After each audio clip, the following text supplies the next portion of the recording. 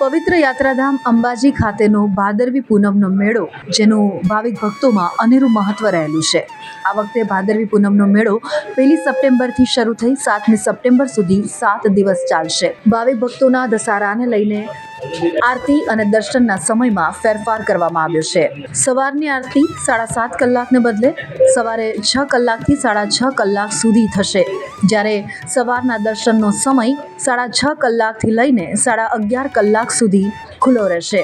બપોરના દર્શન બપોરે 12:30 કલાકથી સાંજના 5 કલાક સુધી ખુલ્લા રહેશે. તો સાંજની આરતીનો સમય 7 વાગ્યાથી 7:30 સુધીનો કરવામાં આવ્યો છે, જ્યારે રાત્રિના દર્શન જે પહેલા 7:30 થી રાતના 9 વાગ્યા સુધી ખુલ્લા રહેતા હતા, તે હવે મોડી રાત્રે 12 કલાક સુધી ભક્તો માટે દર્શન ખુલ્લા રાખવાનો નિર્ણય ટ્રસ્ટે કર્યો છે.